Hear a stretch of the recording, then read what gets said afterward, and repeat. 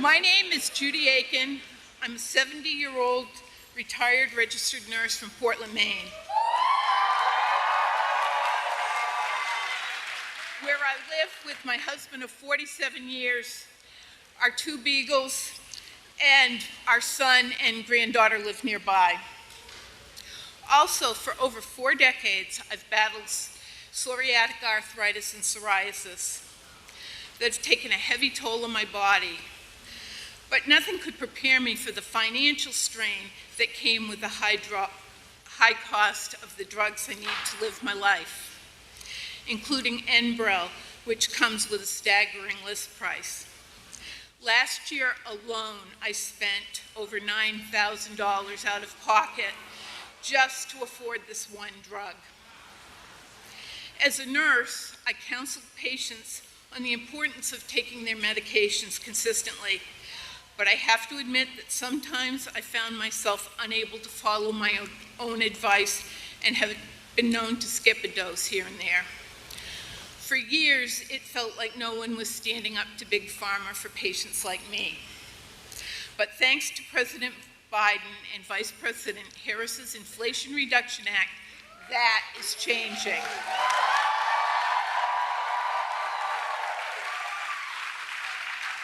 Now, Enbrel is one of the first 10 drugs up for Medicare negotiation.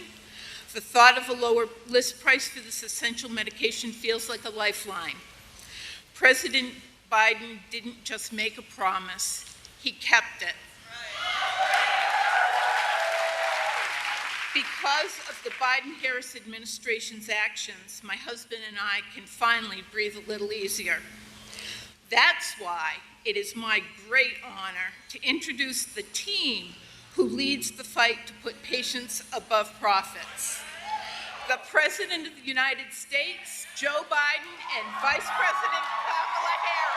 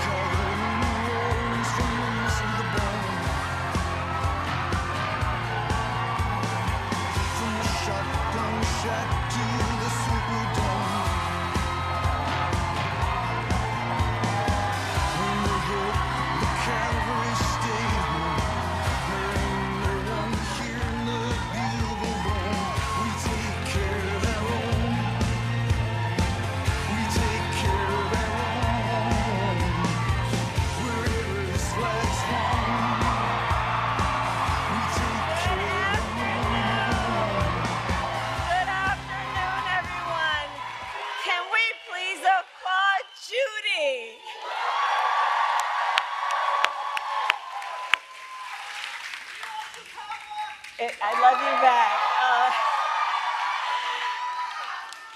It's good to see so many friends. It is good to see so many friends. And I want to thank you. Thank you. And let's please thank you. I love you back.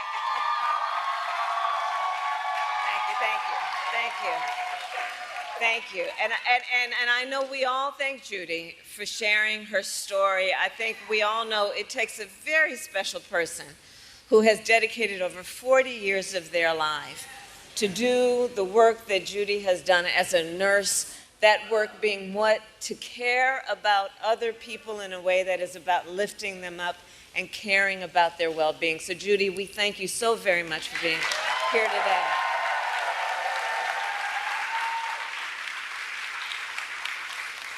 I want to recognize the incredible Governor Wes Moore.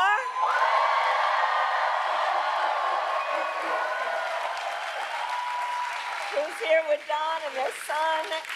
And Wes, I'm so thankful to you for all that you do in service to our nation in so many different ways, and your friendship, but in particular, to share such a personal story as you have, and I know it takes a lot out of you to share that story, but to do it in a way that is about lifting up other people and helping, hopefully, others who are not in this room understanding how real people are impacted every day about this issue and by this issue. Thank you. I want to recognize the people of our administration, including Secretary Becerra, who is here, the bold administrator, Brooks LaSour, who is here, my dear friend and former colleague, Senator Ben Cardin, Representative Barragan, the chair of the Congressional Hispanic Caucus, and Representative Mfume for all of your years of leadership. And I want to recognize your next United States Senator, Angela also Brooks.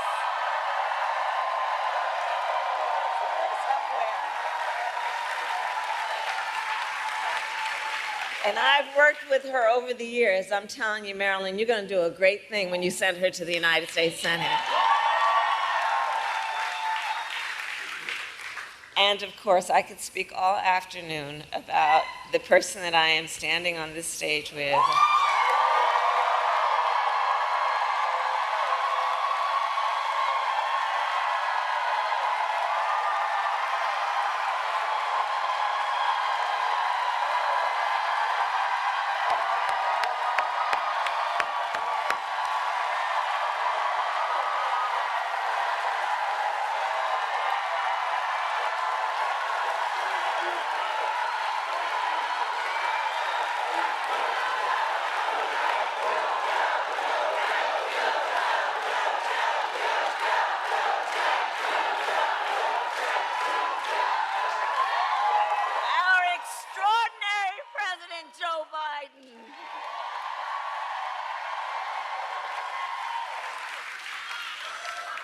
And he's going to speak in a minute, but there's a lot of love in this room for our president. And I think it's for many, many reasons, including few leaders in our nation have done more on so many issues, including to expand access to affordable health care than Joe Biden.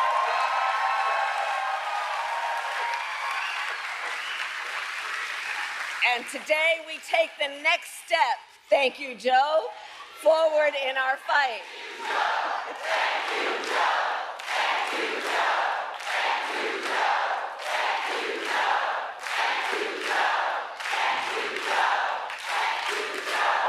So we believe deeply every senior in our nation should be able to live with security, stability, and dignity. And so in the United States of America, no senior should have to choose between either filling their prescription or paying their rent. That's the subject of today. Because we know for far too long, far too many of our seniors have struggled to afford their medication. And as a result, seniors have been forced to spend their time trying to figure out how they are going to be able to fill a prescription like insulin, based on the doctor's prescription, which is about saving their life, or whether they'd have to ration their pills to be able to make it stretch through a month. And why, we all know, but let's ask, why are prescription drugs so expensive? I will tell you. Well, one big reason is for years, Big Pharma has often inflated the price of life-saving medications, often charging many times what it would cost to make just to increase their profits. And millions of Americans have suffered as a result. My entire career, I have worked to hold bad actors accountable and lower the cost of prescription drugs. As Attorney General of California, I took on pharmaceutical companies for deceptive marketing and illegally inflating the cost of drugs, and we won billions of dollars. As a United States Senator, I fought to pass laws that would make health care more affordable and accessible for all Americans. And as Vice President, together with Joe Biden, our president, We finally addressed the long-standing issue that for years was one of the biggest challenges on this subject, which was that Medicare was prohibited by law from negotiating lower drug prices. And those costs then got passed on to our seniors, but not anymore.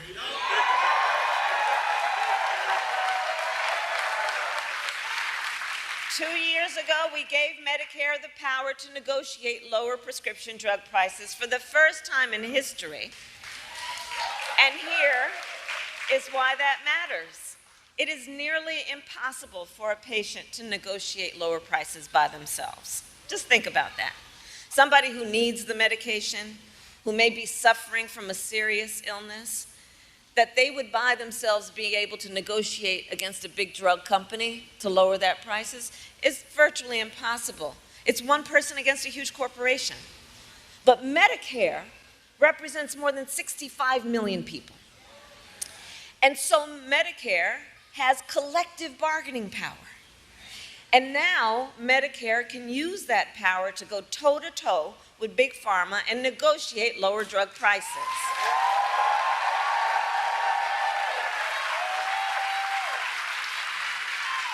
Thank you, Joe.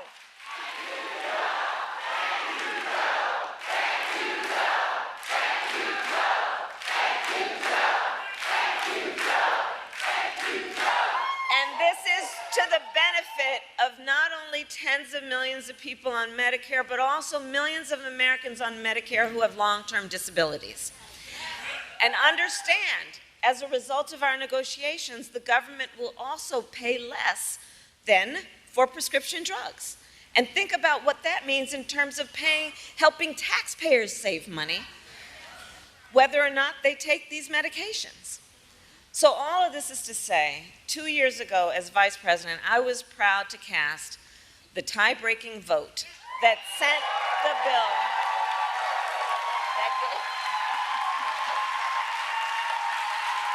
that gave Medicare the power to negotiate and let it get to the president's desk, and I was proud when our president, Joe Biden, signed that bill into law. In the 2 years since, we've been using this new power to lower the price of life-saving medications, and now to announce the result of those negotiations. It is my eternal and great, great, great honor, I have to tell you, to serve with this most extraordinary human being and American and leader, our President, Joe Biden.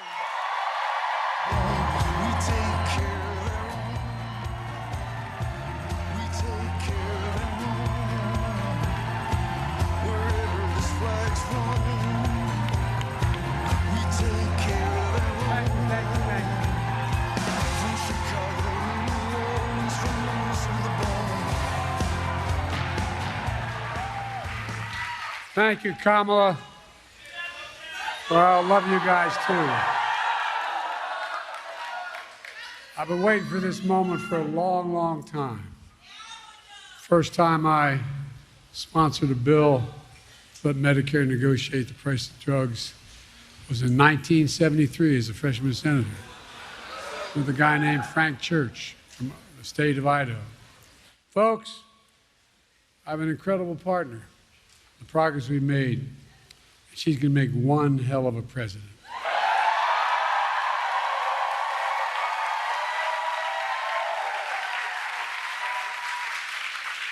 And Judy, thank you for sharing your story.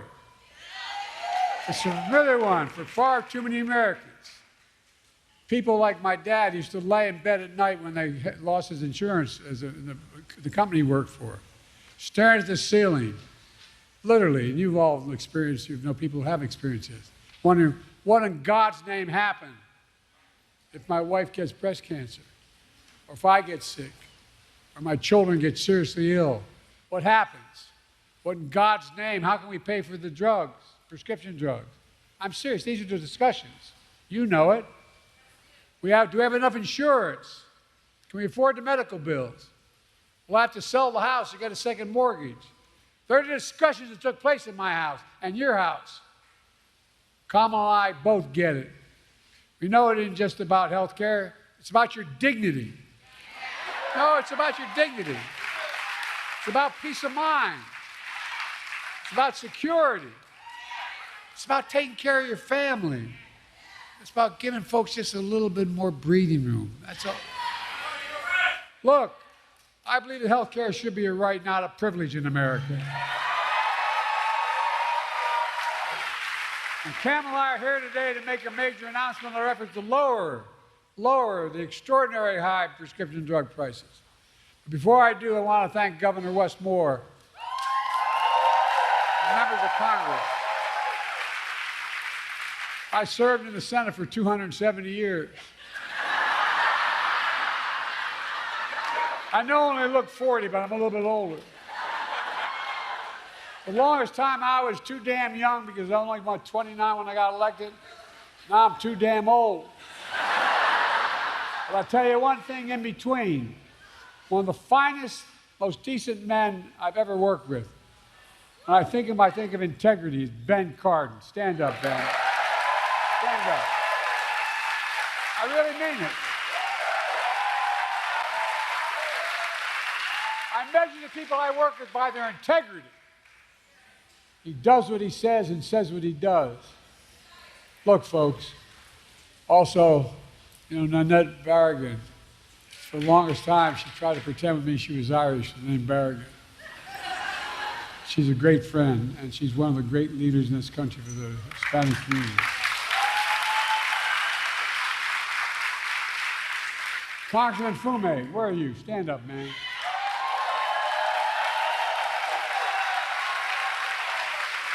I've never once gone to this man and asked for help, and I haven't gotten it. Not one single time. Thank you, pal. Thank you. And you're soon to be senator.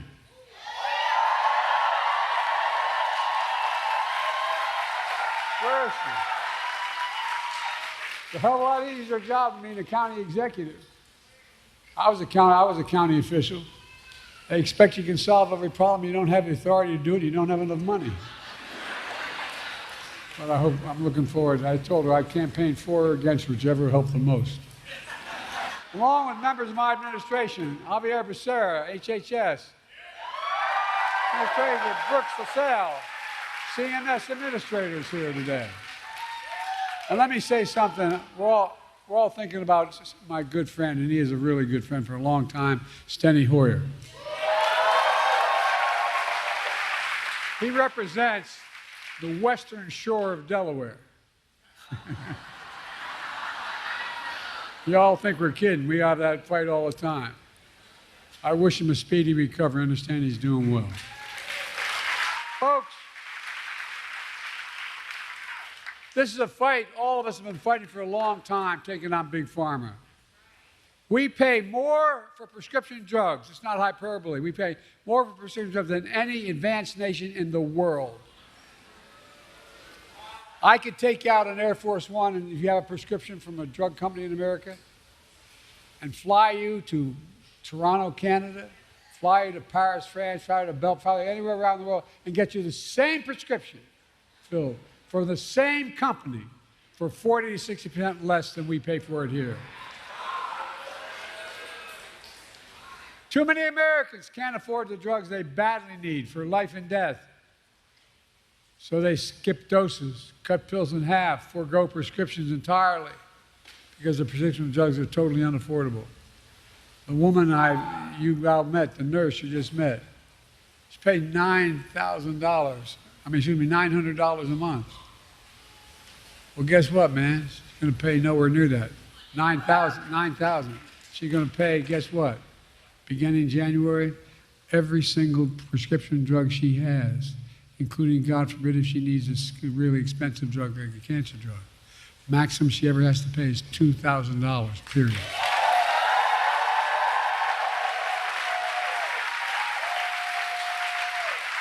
That's why from the time I was in the Senate, I worked tirelessly to give Medicare the power to negotiate lower drug prices, just like the Department of Veterans Affairs. In fact, I was reminded by staff today, one of the first major bills I worked on was in 1973. I co-sponsored legislation led by Senator Frank Church that let Medicare negotiate the cost of drugs. 1973, this fight's been going on. You know, the VA pays, as they should, 50% less than Medicare because VA can negotiate the prices. But for years, Big Pharma blocked Medicare from negotiating lower drug prices. The consequence, they're able to maintain the exorbitant price increases and the profits are uncalled for. Look, but this time we finally beat Big Pharma.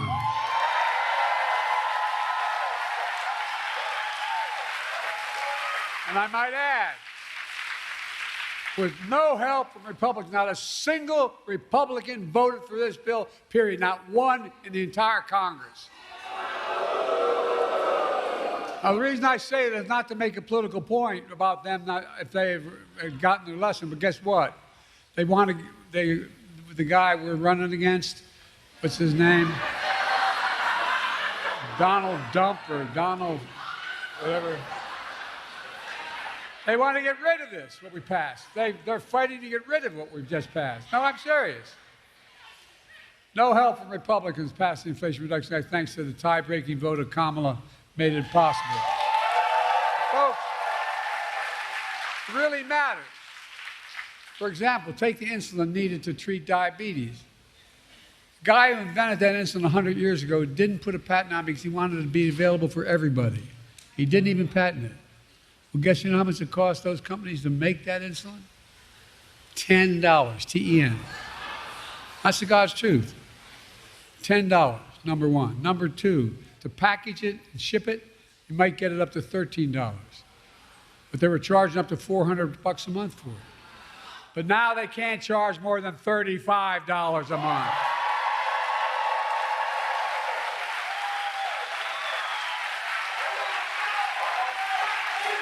It's a big deal.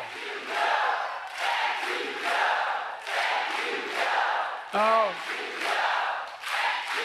look, $35 a month.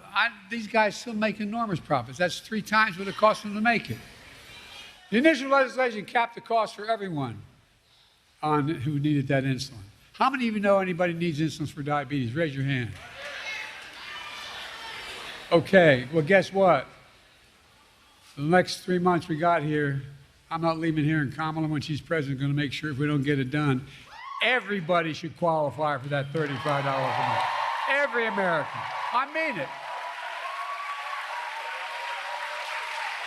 Folks, that's not all. The same law we wrote, means starting in January of this year, every senior in the United States of America, no matter what their cost of drugs, and like I said, some of these cancer drugs are $12,000 a year. Every single penny they spend, they never have to spend more than $2,000 a year for all drugs. All drugs. And we're going to fight to make sure everyone qualifies for that as well. Look, altogether, our reforms not only save lives, but here's the point people don't talk enough about. It saves the taxpayers billions of dollars. What we've done so far will save the taxpayers over the next 10 years $160 billion. Taxpayers, lowering the debt. I mean it. Because they don't have to pay the exorbitant price that Medicare had to pay before. They're going to pay $35 instead of $400. Folks, and those savings are only going to increase for American taxpayers because it matters. Look, but that's not all the Inflation Reduction Act did. Last summer, I announced under that law, Medicare is going to select, and it's already passed law, 10 drugs a year, going up to 20 till we get every single drug every year. Drugs treat from everything from heart failure, blood clots, kidney disease, arthritis, blood cancers, and more. And today, I'm proud to announce that Medicare has reached agreement with all manufacturers on all 10 drugs selected in the first round of negotiations. The new lower prices for all 10 drugs will go into effect in January of 2026, not this January, next January. Negotiations cut the price of these 10 drugs for Judy and others who are Medicare, nearly 40 to 80%, depending which drug it is. Let me give you one example. Non-insulin diabetes drugs cost $530 a month. Some of you may know that. Guess what? It's now only going to cost $115. By the way, these new prices on 10 drugs would cumulatively mean $1.5 billion less out of pocket for patients to the drug companies. Lower copays for many of the 9 million seniors who take these drugs. But that's not all. We're also saving the American taxpayer because of the new changes, $6 billion a year, because Medicare won't have to pay out them. Imagine that. $6 billion a year. But we could do that for child care and health care and so much more. We're just getting started. Under the law I signed, Medicare can negotiate lower prices for another 15 drugs next year, 15 the following, and 20 after that till every drug is covered. That's the law, now. This is another really big deal. It means that Americans can save more money from life-saving medications they need and deserve, and bring peace of mind. It's hard to explain. Kamala and I are going to keep fighting to lower the prescription drug costs for everyone, not just seniors. It's a fight that we have to continue. Folks, but guess what? Surprise, surprise. Big Pharma doesn't want this to happen at all. The pharmaceutical industry last year spent $400 million lobbying the Congress to stop this. $400 million. Worked pretty well. They didn't get one Republican voting against them. They all voted for him. Republican allies stuck with them. And the ability of the federal government to negotiate lower drug prices was tried to be stopped. But Kamala and all of us in this room are going to keep standing up for Big Pharma. I fought too damn hard to yield now.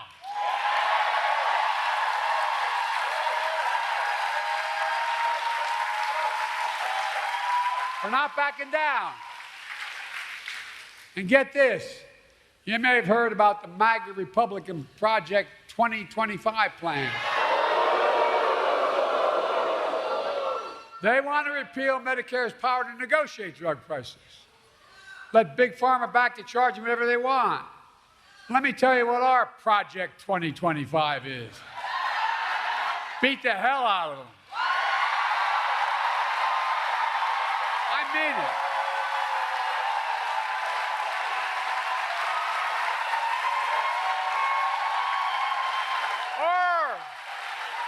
In January 25, total prescription drugs costs will be capped at $2,000, no matter how expensive they are. And some are expensive as $12 a year, $12,000 a month, I should say.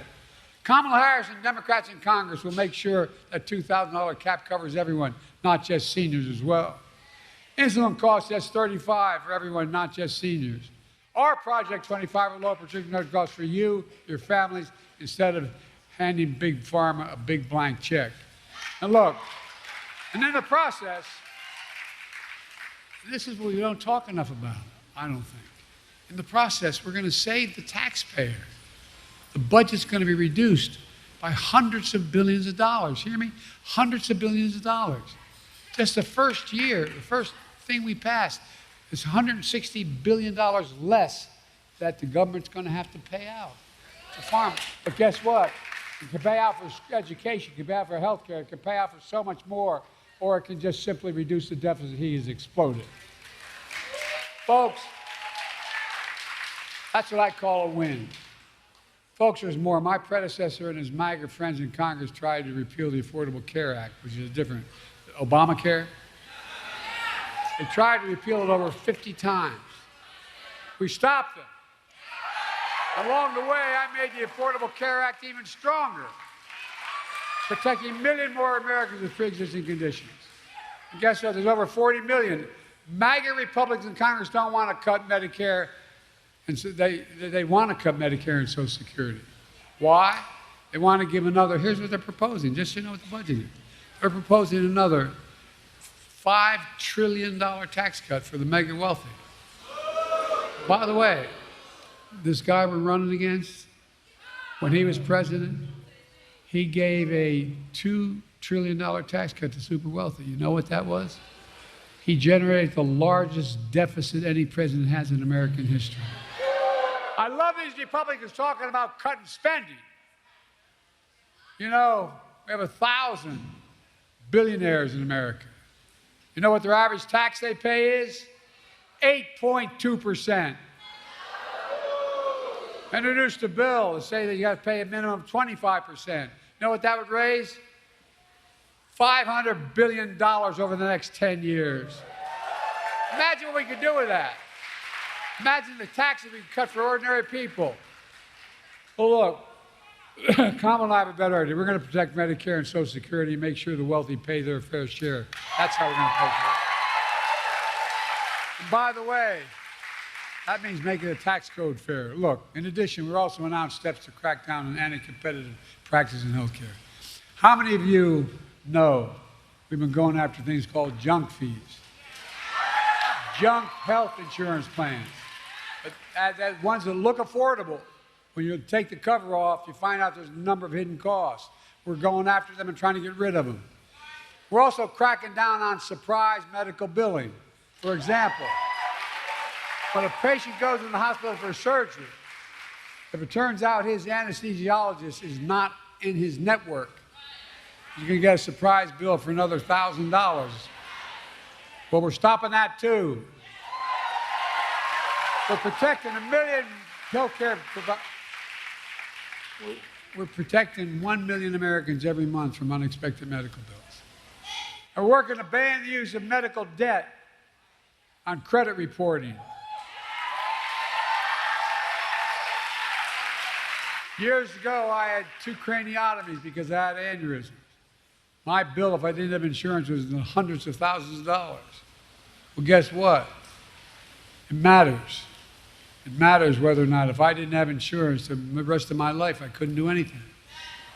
I wouldn't be able to buy anything, wouldn't be able to have a credit, wouldn't be able to. Now, we're going to get rid of health care costs being on your, you have to still owe it, but you don't have to get your credit doesn't affect it. Look, I'm a capitalist. I have no problem with companies making money, but not by price gouging seniors and working families. I grew up in a family where my dad used to say, Joey, a job's about a lot more than a paycheck. It's about your dignity. It's about respect. And I really mean this. This is what he would say. My dad was a well-read guy, never got a chance to go to college. He talked about what we needed to do for ordinary working, hard-working people. We changed the whole way we look at the economy. Used to be this idea of trickle-down economics. Even Democrats accepted it. Some Democratic presidents accepted it. That if you're wealthy, makes a lot of money, it'll trickle down to the rest of us. Well, I didn't notice a single penny trickle down on my dad's kitchen table. But guess what now? We measure everything the following way. We build from the middle out and the bottom up, and if they do well, everybody does well. Not a joke. And any money I get to spend as president, I spend it on being made in America by Americans. Americans don't like being played for suckers. We believe we should be patient, but there should be reasonable profits, not unreasonable profits. Look, let me close with this. It's all about health care. It's about lowering costs for families. It's about fairness and security. It's about the dignity for people like Judy and millions of Americans all across the country. That's exactly what we're doing. There's more we can do for everyone. We can't give up. They told me every major piece of legislation we passed to give us the strongest economy in history and the strongest economy in the world. We got more to do for working people. And by the way, everybody does better when there's more unions.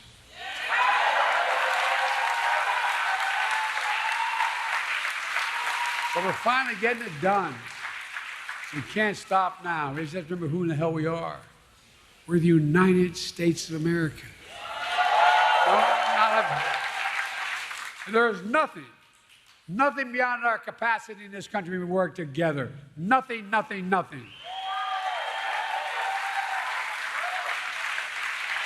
tell you what, I thank God that in the last 3 months I'm President of the United States, I was able to finally get done what I tried to get done when I was a young senator at 30 years old. Thank you, God. Thank you. God bless you all, and may God protect our troops. Thank you, God.